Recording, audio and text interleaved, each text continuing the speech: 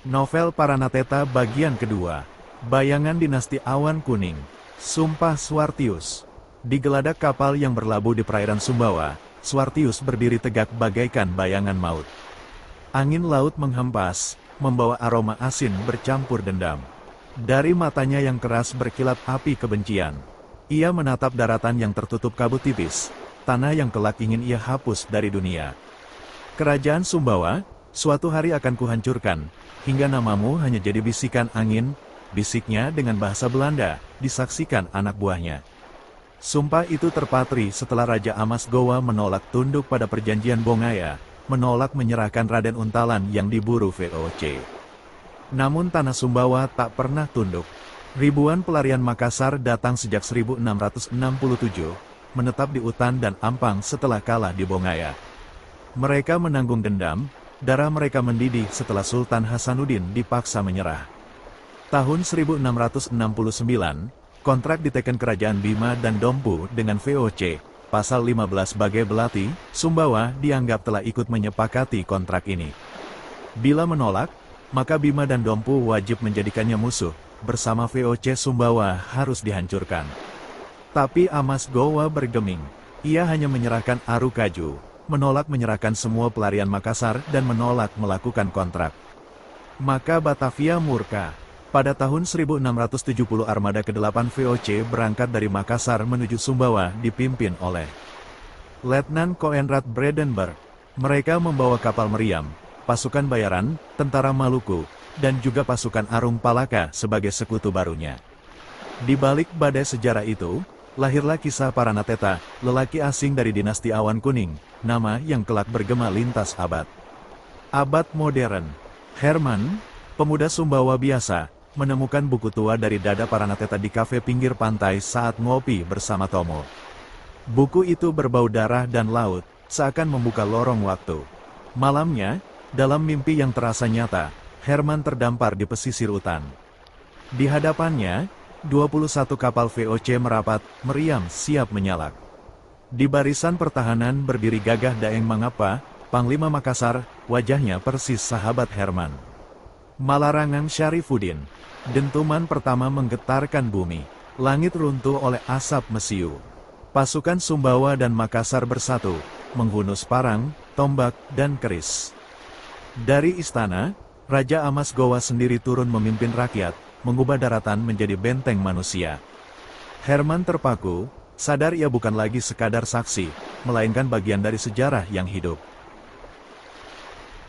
Bara dari dua sisi. Dari Ampang, Karaeng Galesong datang dengan 70 kapal, membawa Maparabung dan Harun al-Rashid. Lautan penuh layar putih, ombak seperti bergolak darah. Mereka membakar perkampungan di Ampang. Mendengar itu, Amas Gowa segera mengirimkan Nenek Martani dan Nenek Untung Langu menjembatani perundingan. Kabar bahwa Daeng Mangapa saudara Raja Talo Harun al-Rashid berpihak pada Sumbawa membuat Karaeng Galesong membelokkan arah, bersekutu melawan VOC. Karaeng Galesong adalah putra dari Sultan Hasanuddin Sang Ayam Jantan dari timur, di mana Harun al-Rashid adalah Raja Talo Mangkubumi Gowa.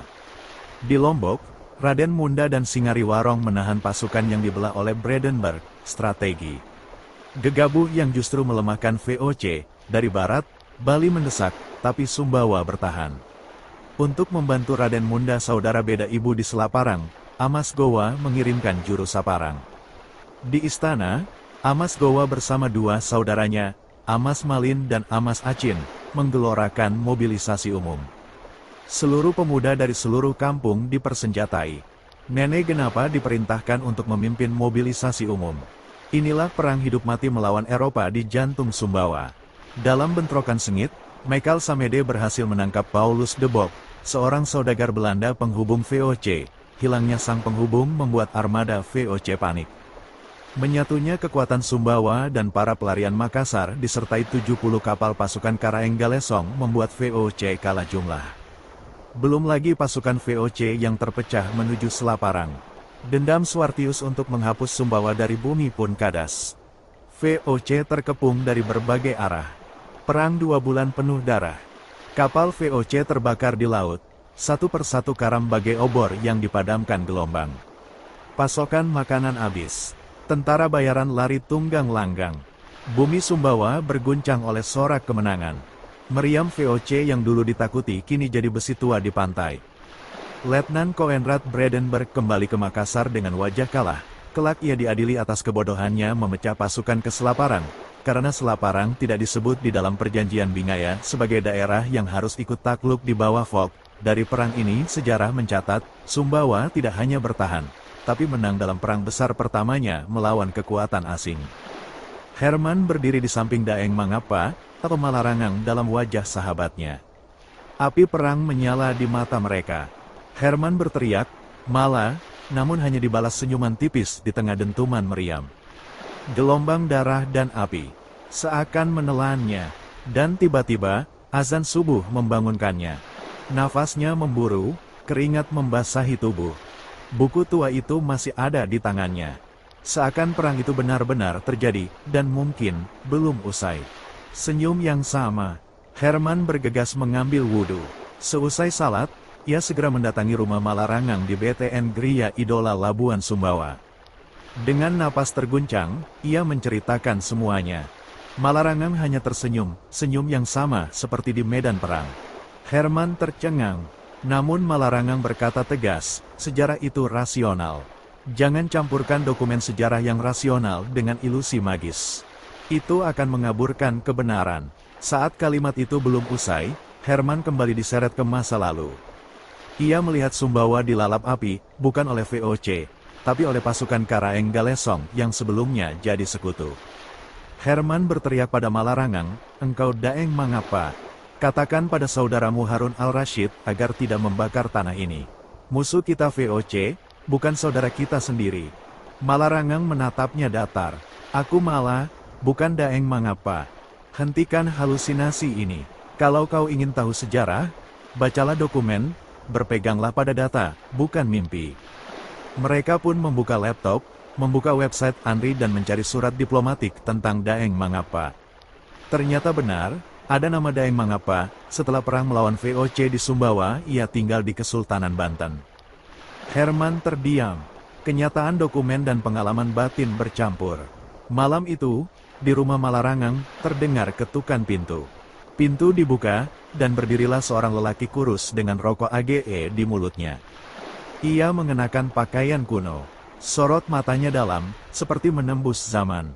"Aku Paranateta," katanya lirih. "Aku datang dari dinasti Awan Kuning. Waktu tidak lagi linear bagi kita. Herman, engkau sudah menjadi bagian dari kronik yang tak bisa kau hindari." Hening menyelimuti ruangan. Malarangang tercekat, sementara Herman merasakan jantungnya berdegup tak karuan. Dan sejak detik itu, batas antara masa lalu dan masa kini mulai runtuh. Rahasia dinasti Awan Kuning. Malam merapat di rumah Mala. Lampu gantung berpendar redup, memantulkan bayangan panjang di dinding.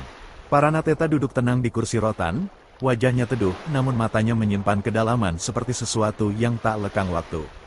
"Awan Kuning bukan kerajaan," katanya pelan, "melainkan garis yang menghubungkan dua masa. Siapapun yang menjejak garis itu, dapat menyeberang tanpa basah." Herman dan Mala berpandangan. Di meja, sebuah laptop masih terbuka pada halaman arsip kolonial. Di sampingnya, tergeletak buku tua milik Paranateta dengan kulit retak dan aroma kayu lapuk. "Dulu," Paranateta melanjutkan, "di timur Nusantara ada para juru awan.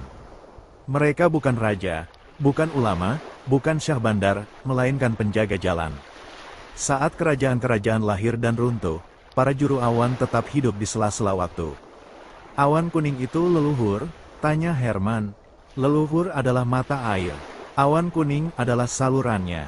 Mala mengerutkan dahi. "Kau bicara dengan metafora. Apa maksudnya?" Paranateta membuka buku tua. Di tengahnya terselip dua lembar lontar, dijahit benang emas pudar berbentuk awan bergulung dengan satu titik di pusatnya. "Mandala awan satu titik," jelas Paranateta. "Pola ini ditorehkan di kayu istana, di kain pusaka, dan di peti sumpah kerajaan. Kau akan menemukannya di dalam loka." Nama itu membuat Herman tercekat. "Istana?" "Ya," jawab Paranateta. "Bukan sekadar bangunan, melainkan simpul yang menahan jalur waktu." Herman menatap pola itu dengan campuran takut dan kagum. Kalau Awan Kuning bukan kerajaan, Kenapa disebut dinasti? Karena warisannya bukan darah, melainkan kemampuan mengingat sesuatu yang belum terjadi. Hening sejenak, hanya bunyi detak jam dinding yang terdengar. Dan kenapa aku? Tanya Herman lirih. Karena kau mendengar, jawab Paranateta. Kau sudah ditarik separuh jalan. Kau adalah bejana. Herman menelan ludah. Bejana untuk apa? Untuk titah. Suasana mengeras. Kata itu memantul di dinding seperti gema yang tak mau hilang. Titah siapa? Maharaja Paruwa, kata Paranateta. Raja pertama Sumbawa. Ia menitipkan pesan. Jangan biarkan tanah ini dijajah dua kali, oleh asing dari laut dan oleh api perpecahan saudara. Malah menahan tawa getir. Itu ilusi, bukan wahyu. Mengapa harus lewat semua drama lintas waktu ini? Paranateta menatapnya lembut. Karena tulisan sering diabaikan. Tetapi bila masa lalu menyentuh balik, kau tak bisa menutup mata. Ia berdiri, mengeluarkan sebuah piringan kayu dari sakunya. Di tengahnya terukir pola awan bergulung dengan satu titik. Inilah talinga waktu, katanya. Tempelkan pada kayu yang benar, ia akan mendengar arah retak sejarah. Malam ini, kita menuju dalam loka.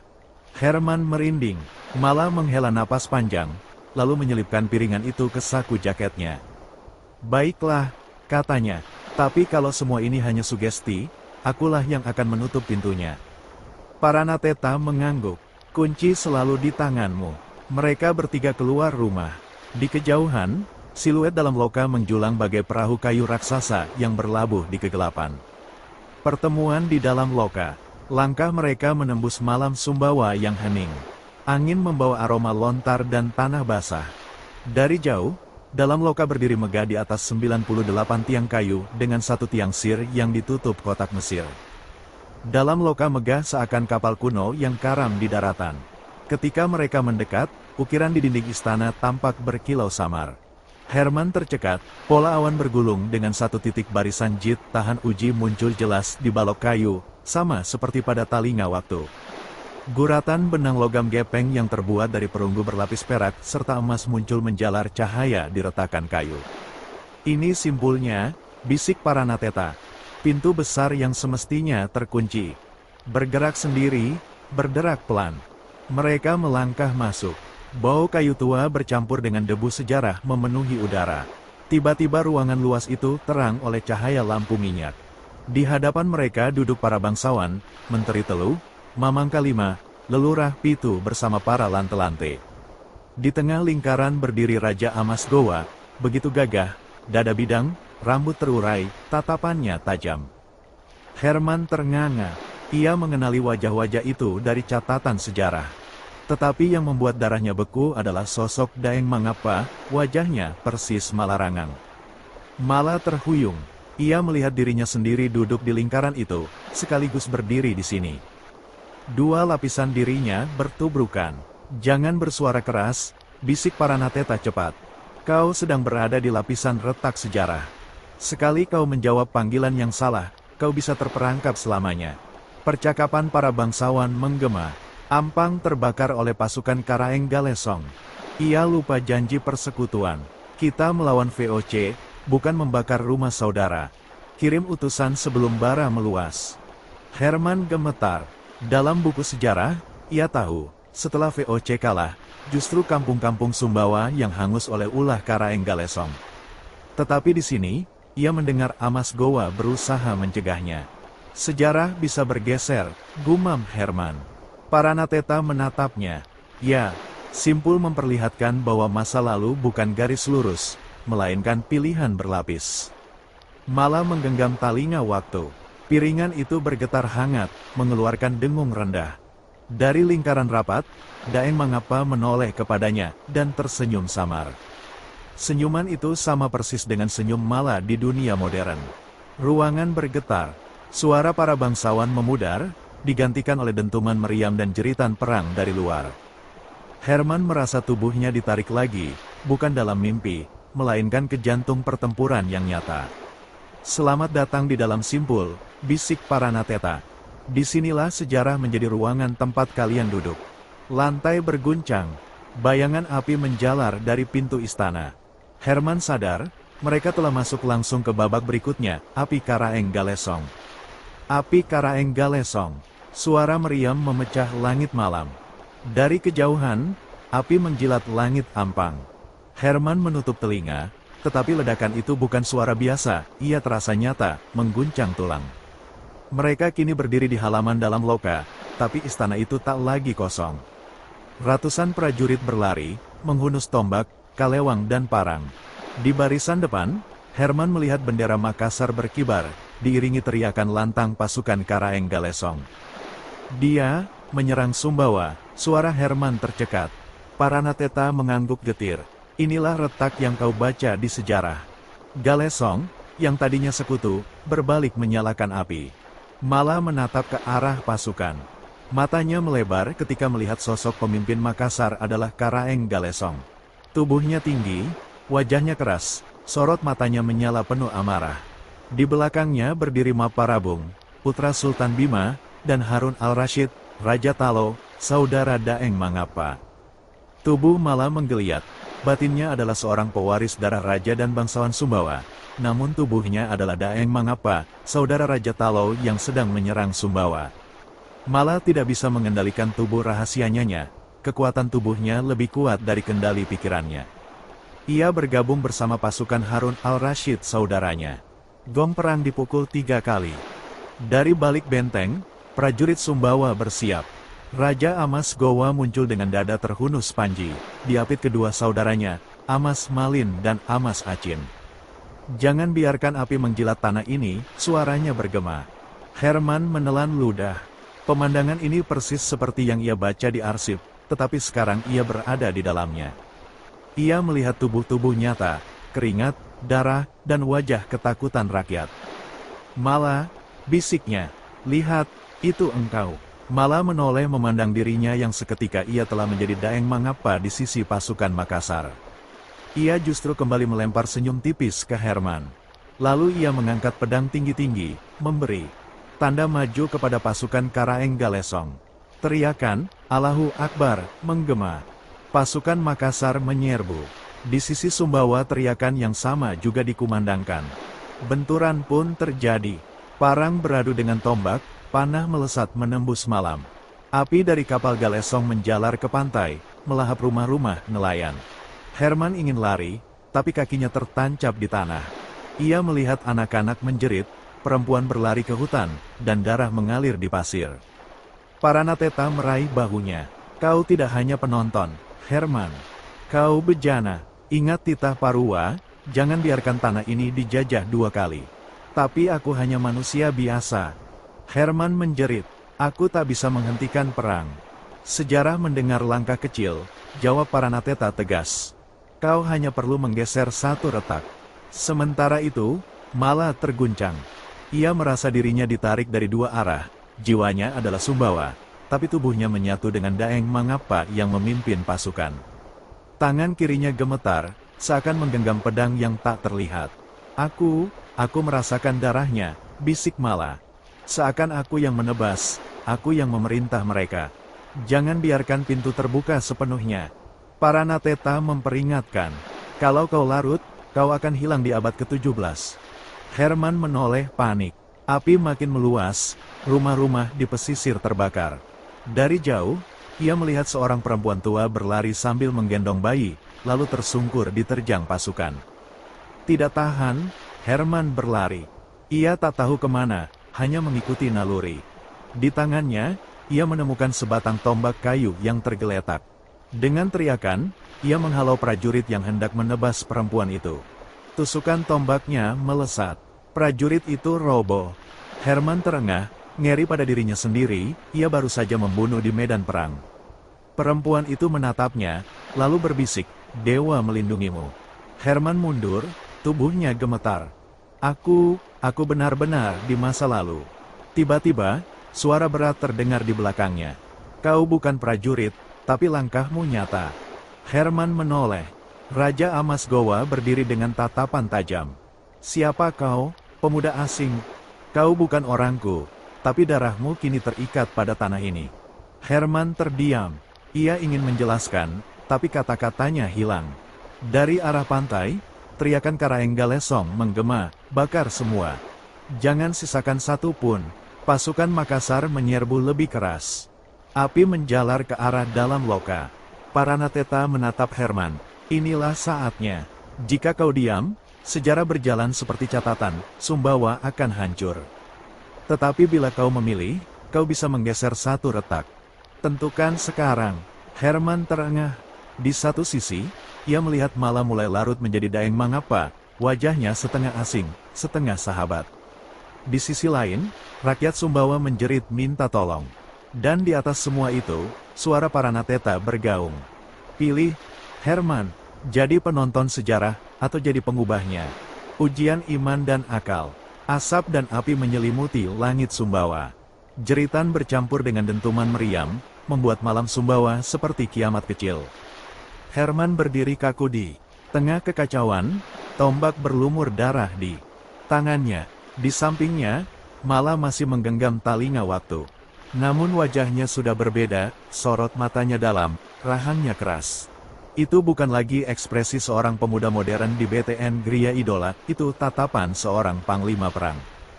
Herman, kata Mala dengan suara yang berat seakan berasal dari dua arah. Aku adalah Daeng Mangapa. Jangan halangi jalanku. Herman mundur. Mala, dengar aku. Kau bukan dia. Kau temanku.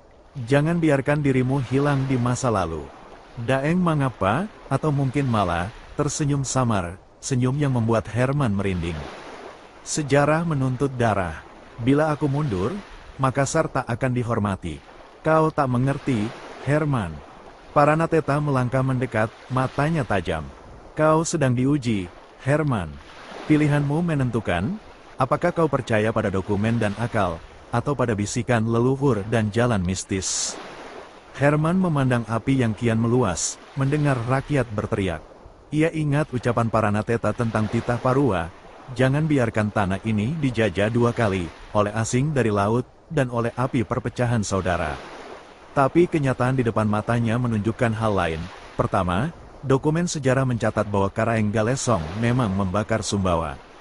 Namun Paranateta percaya simpul ini bisa digeser. Kalau aku ikut sejarah resmi, gumam Herman, aku hanya bisa pasrah, semua akan terbakar. Tapi kalau aku ikut Paranateta, aku bisa mengubah sesuatu. Tapi, apakah itu benar atau cuma ilusi? Mala, atau Daeng Mangapa, mengangkat pedang, berteriak kepada pasukan. Makassar, maju, bakar benteng ini, hormat hanya datang dari api. Herman panik, ia melangkah maju, berusaha menarik Mala. Berhenti, musuh kita VOC, bukan rakyat Sumbawa. Pedang Mala hampir mengenai Herman. Namun di detik terakhir, Mala berhenti, matanya berkedip bingung. Seakan dua jiwanya bertabrakan. Herman memegang bahunya erat. Kau dengar aku, Mala. Kau sahabatku. Kau yang sering menolongku saat sekolah. Kau yang selalu bilang sejarah itu rasional. Ingat dirimu. Mala menatap Herman, lalu menunduk. Suara Daeng Mangapa berbisik samar di bibirnya. Aku, Panglima Gowa, tapi juga Mala. Paranateta mendekat, menaruh tangan di dada Herman. Ini ujian iman dan akal. Bila kau hanya pakai akal, kau akan melihat catatan kering, Galesong membakar, Sumbawa jatuh. Bila kau hanya pakai iman, kau bisa tersesat dalam halusinasi. Kau harus menyeimbangkan keduanya, Herman. Asap semakin tebal. Raja Amas Gowa menjerit memerintahkan pasukannya bertahan. Rakyat berlari ke hutan. Herman menutup mata. Ia teringat kata-kata Paranateta, sejarah bukan batu, tapi tanah liat. Kau tak bisa menghapus perang, tapi kau bisa menggeser arah retaknya. Ia membuka mata, lalu meraih talinga waktu dari saku Mala. Piringan itu bergetar panas, seakan menyalakan denyut di telapak tangannya. Herman mengangkatnya tinggi-tinggi. Dengar aku, Mala. Kalau kau benar Daeng Mangapa, kau tahu titah Parua, tanah ini bukan untuk dibakar. Kalau kau benar sahabatku, kau tahu sejarah bukan untuk diputarbalikkan. Pilihlah jalan ketiga. Talinga waktu bersinar samar, pola awan bergulung tampak hidup mengikuti pola jit tahan uji. Suara dengung rendah memenuhi udara, menelan dentuman meriam sesaat. Mala menjatuhkan pedangnya. Wajahnya kembali normal, meski masih pucat. Aku melihat dua dunia, dan aku tak tahu mana yang nyata. Aku ini asli Sumbawa, dari jalur ibu dan ayahku, aku tersambung ke darah raja-raja Sumbawa dan Kadimungan. Lalu kenapa aku justru menjelma sebagai pasukan Makassar yang membakar tanah leluhurku? Paranateta menatap Herman, tersenyum tipis. Kau berhasil membuat retakan. Sejarah mulai bergeser. Jika darah Mala jatuh ke tanah, maka darahnya akan bercahaya membentuk tulisan Sumbawa. Itu tanda besarnya cintanya pada tanah leluhurnya. Namun di kehidupannya, Mala sedang marah dengan alur sejarah yang ada. Ia menjelma dalam sosok orang Makassar yang ikut kakaknya membakar Sumbawa. Itu adalah gambaran kemarahannya atas keinginannya yang begitu kuat untuk meluruskan sejarah Sumbawa. Atas dasar itulah ia kritis kepada orang-orang yang kini menjatuh pajatu adat di Sumbawa, bahkan terhadap Sultan sendiri. Marah adalah bentuk cintanya pada Kesultanan Sumbawa. Tiba-tiba, dari kejauhan, Karaeng Galesong berteriak marah. Ia menoleh ke pasukan Makassar yang ragu. "Mengapa kalian berhenti? Bakar, itu perintahku." Namun sebagian prajurit menoleh ke Daeng Mangapa, atau Mala, yang kini berdiri diam, tidak lagi memberi aba-aba. Keraguan merebak. Perang berhenti sejenak. Api masih membara, tetapi ada celah kecil bagi perubahan. Herman menatap Mala dengan napas terengah. "Ini kesempatan kita. Jangan biarkan api saudara menghancurkan Sumbawa. Semarah apapun engkau dengan alur sejarah Sumbawa hari ini, namun jangan bakar rumahmu sendiri. Darah para leluhur Sumbawa jauh lebih kuat mengalir di tubuhmu dibandingkan aku." Paranateta mengangguk. "Tetapi ingat, Herman, sejarah selalu menuntut harga. Apapun pilihanmu, ada yang harus dikorbankan." Herman tercekat. "Apa maksudmu?" Paranateta menatap lurus ke matanya. "Seorang sahabat, atau sebuah negeri. Kau tak bisa menyelamatkan keduanya." Herman merasakan dunia berputar. Ujian iman dan akal itu kini menjelma jadi pedang bermata dua. Titah Maharaja Parua. Malam di Sumbawa memerah. Api dari kapal-kapal Karaeng Galesong menjilat pantai, membakar rumah-rumah nelayan. Jeritan manusia bercampur dengan derap kuda dan denting pedang. Namun di tengah kekacauan itu, Herman, Mala, dan Paranateta berdiri seolah di dalam lingkaran yang terpisah dari waktu. Tangan Herman masih menggenggam talinga waktu yang bergetar seperti jantung kedua. Cahaya samar dari ukiran awan bergulung dengan satu titik memancar, seakan membuka tabir yang tak terlihat. Dari dalam cahaya itu, muncul sosok agung, seorang raja tua, berjubah putih, wajahnya bercahaya bagai bulan purnama di laut malam. Suaranya dalam, bergema seperti datang dari dasar bumi sekaligus puncak langit. "Aku adalah Maharaja Parua," katanya. "Raja pertama Sumbawa, yang menanam simpul awan kuning di tanah ini." Herman menunduk, tubuhnya gemetar. Mala terpaku, sementara Paranateta berlutut dalam-dalam, wajahnya penuh hikmat. Titah pun bergema. Tanah ini akan selalu diincar. Dari laut datang asing membawa meriam, dari darat datang saudara membawa api. Jangan biarkan keduanya menjajah dua kali. Tanah ini menyimpan intan dan bulaeng. Ini tanah bertuah yang dibangun di atas tirakat yang panjang. Suara itu menembus dada Herman, menusuk lebih dalam daripada segala dentuman perang di luar sana. "Wahai Herman," lanjut Maharaja Parua, "kau telah dipilih bukan karena darah, melainkan karena hatimu yang mendengar. Pilihanmu kini akan menentukan retak sejarah." Herman terisak. "Aku hanya manusia biasa. Aku tak tahu bagaimana harus memilih." Maharaja Parua menatapnya lembut. "Pilihanmu bukan untuk menghapus perang, tapi untuk menahan bara agar tidak membakar segalanya." Herman menoleh ke Mala. Wajah sahabatnya kembali dipenuhi pergolakan. Separuh dirinya Daeng Mangapa, separuh dirinya Mala yang ia kenal. "Jika kau menolong negeri ini," bisik Paranateta lirih, "kau mungkin kehilangan sahabatmu. Jika kau menyelamatkan sahabatmu, tanah ini mungkin jatuh pada api." Maharaja Parua mengangkat tangannya. Dari ujung jarinya muncul cahaya yang membentuk dua jalan. Jalan pertama, negeri selamat, tapi sahabat lenyap dalam simpul waktu. Jalan kedua, sahabat kembali, tapi negeri jatuh pada kobaran api saudara. "Pilihlah, wahai bejana," suara Parua bergema. "Dan ingat, pilihanmu akan terukir, bukan di buku asing, tapi di urat tanah ini." Air mata Herman menetes. Ia menatap api. menatap rakyat yang berlari ketakutan, lalu menatap Mala yang bergetar, hampir ditelan jiwanya sendiri. Aku tak bisa, bisiknya. Mengapa harus memilih salah satu? Paranateta menatapnya dalam. Karena inilah hakikat ujian iman dan akal. Tidak ada kemenangan tanpa pengorbanan. Mala menggenggam lengan Herman dengan sisa kesadarannya. Kalau aku hilang, jangan salahkan dirimu. Sejarah Sumbawa lebih besar dari kita, Herman. Herman memejamkan mata. Tangan kirinya gemetar, menggenggam talinga waktu. Suara Maharaja Parua bergema sekali lagi, lebih dalam, lebih berat. Maharaja Parua berkata menggunakan bahasa Sumbawa kuno, Hohem Sang Hyang Loka Samawa, Dewa Parua Maharaja Purwa, Sambava Tanaka Sukadewa, Majalingi Punu Kika. Samawa Loka Paramananda, Rupa Purwa Mantra Dharmika, Hanta Roko, Hanta Rasa, Sila Parena Gumi Samawa, Kasuka Loka Jaya Sangai, Om Sangai Samawa Shevaha. Jagat Prabu Parua Shevaha. Maharaja Pariwa kemudian melanjutkan, pilihlah. Dan biarkan sejarah berjalan pada retak yang kau tentukan. Dalam cahaya yang makin menyilaukan, Herman mengangkat talinga waktu. Bahasa Sumbawa kuno yang tak pernah ia dengarkan sebelumnya merasuk ke dalam dada. Ia menjelma manusia Sumbawa tempo dulu yang sangat memahami arti tiap kata dari titah Maharaja Parua dalam bahasa Sumbawa Kuni tersebut. Maka keputusan harus dibuat. Pertarungan dua waktu. Cahaya dari talinga waktu membelah langit malam. Api yang membakar Sumbawa seperti tertahan sejenak, membeku dalam kilatan emas. Semua pasukan, baik Sumbawa maupun Makassar, tertegun, seakan waktu berhenti tepat di detik genting. Herman berdiri di tengah medan.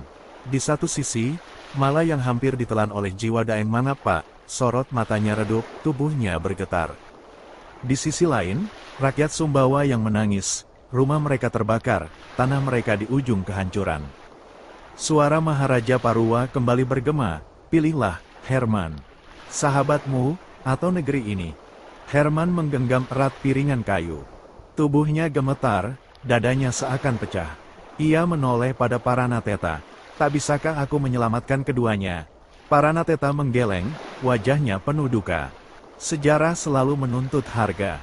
Jika kau mencoba memeluk keduanya, simpul akan menutup, dan kalian berdua akan hilang di telan waktu. Mala menatap Herman. Wajahnya berganti-ganti antara dirinya sendiri dan bayangan Daeng Mangapa. Dengan suara bergetar ia berbisik, kalau kau harus memilih, pilihlah negeri ini. Aku rela, asal tanah ini tidak hangus. Air mata Herman jatuh. Ingatan tentang tawa-tawa kecil mereka di warung kopi, tentang diskusi sejarah di kampus, tentang malam panjang penuh mimpi, semua berkelebat. Tidak, aku tak bisa kehilanganmu, Mala. Suara Parua menggelegar. Seorang pemimpin tidak memilih karena ingin, tapi karena harus. Cahaya dari talinga waktu makin terang. Herman merasa tubuhnya ditarik kedua arah. Satu jalan menuju masa kini bersama sahabatnya, satu jalan menuju sejarah yang selamat. Dentuman meriam kembali terdengar. Waktu berjalan lagi. Pasukan Karaeng Galesong bersiap menyalakan api lebih besar. Jeritan rakyat semakin keras. Herman menutup mata. Dengan napas panjang, ia mengangkat talinga waktu tinggi-tinggi. Aku memilih, suaranya pecah. Negeri ini, cahaya meledak. Mala menjerit, tubuhnya terhempas. Wajahnya berganti-ganti. Sebentar dirinya, sebentar Daeng Mangapa. Lalu perlahan memudar, seperti pasir yang diterbangkan angin. Sebelum tubuhnya habis tersapu waktu, ia berteriak. Herman, suaranya menggema. Pasukan Makassar mendadak berhenti. Daeng Mangapa mendapat kabar bahwa Harun al-Rashid saudaranya telah wafat. Galesong menatap panik, pasukannya bimbang. Kesempatan itu dipakai pasukan Sumbawa untuk maju, menghalau mereka keluar dari pesisir. Api yang menjilat rumah-rumah padam pelan, seakan disiram hujan gaib. Herman jatuh berlutut, menggenggam tanah. Air matanya mengalir tanpa henti melihat Mala yang hendak melebur ke dalam angin jelma siluet.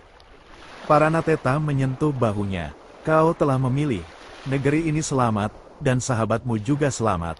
Tubuh Mala pun kembali utuh. Paranateta menatapnya lama. Kini kau dan Mala sudah menjadi bagian dari simpul. Daeng Mangapa terkulai menyaksikan jasad saudaranya.